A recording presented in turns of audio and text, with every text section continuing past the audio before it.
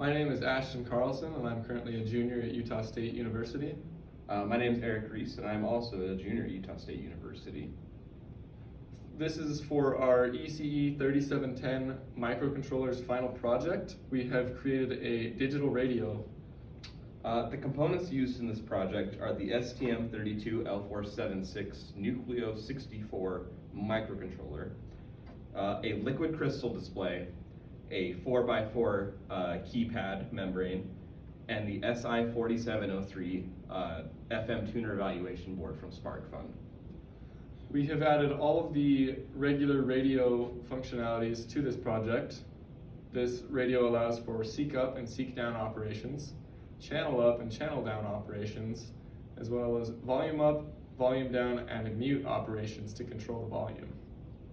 We'll now give you a close-up of this project and walk through each of these operations in depth. All right, so this is our project. As you can see, we have the keypad, LCD, SI4703, and the microcontroller. So on the keypad, we've programmed different buttons to have different functionalities. A is going to be channel up. It will increment the channel by one channel interval. B is channel down. C is seek up, which will find the next valid station. And D is seek down. Asterisks will mute the radio. 0 decreases the volume, and pound increases the volume. To demonstrate the functionality of these keys, we'll start with channel up. As you can see on the LCD, we're at 92.5 right now. So if I hit A, that'll take us to 92.7. As you can hear on the speaker, we're still not getting a valid channel. The SI4703 has a feature called soft mute, where if we're not on a valid channel, it will attenuate out the static so it doesn't blow your eardrums out.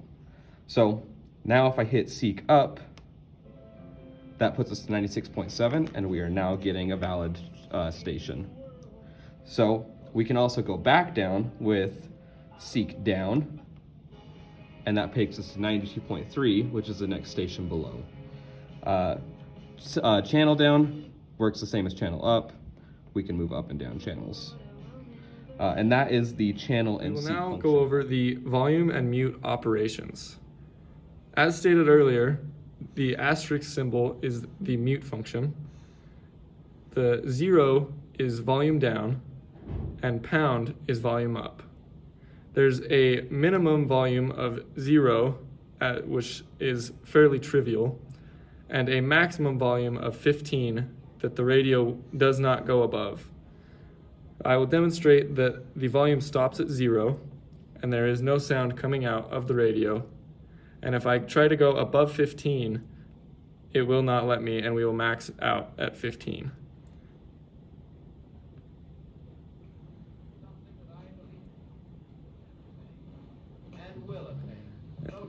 So if I try to go higher, it will not allow me to.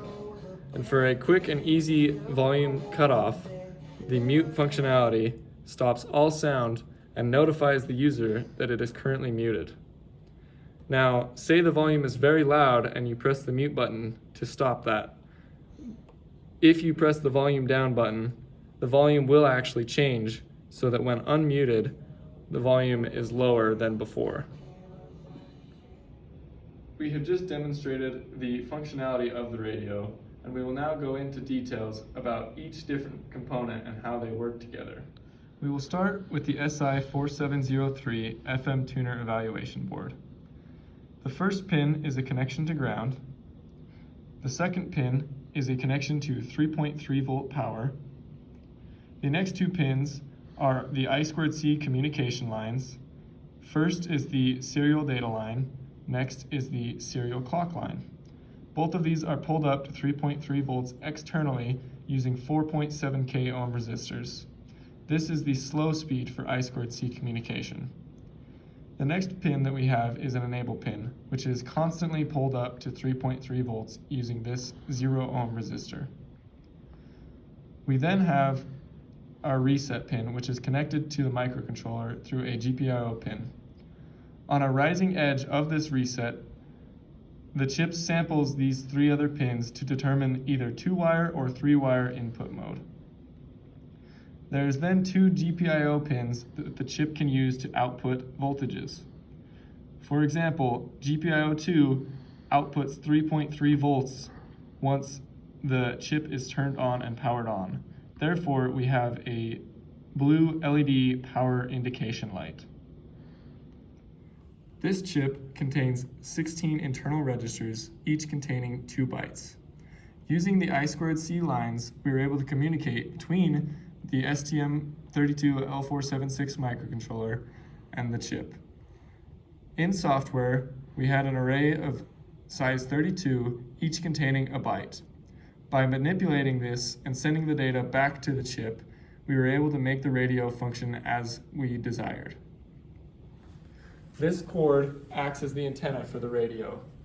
It uses a standard 3.5 millimeter aux cord and will connect to any standard audio device. Go.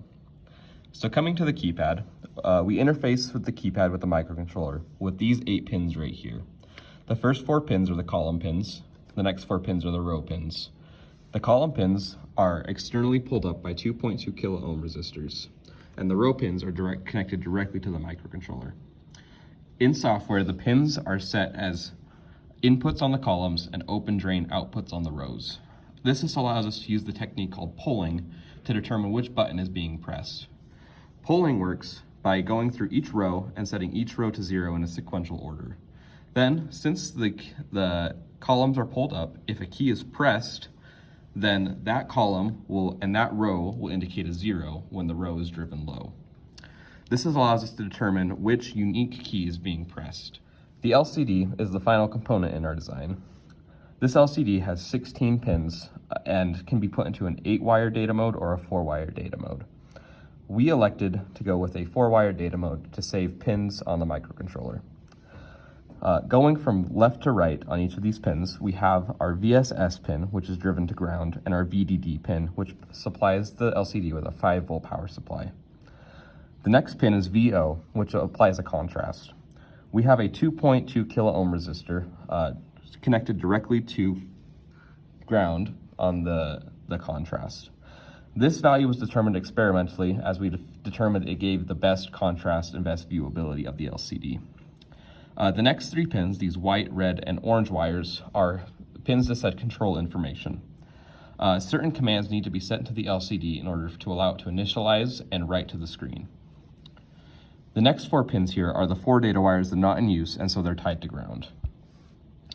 The next pins, which are D4 through D7, are the data wires that we are using.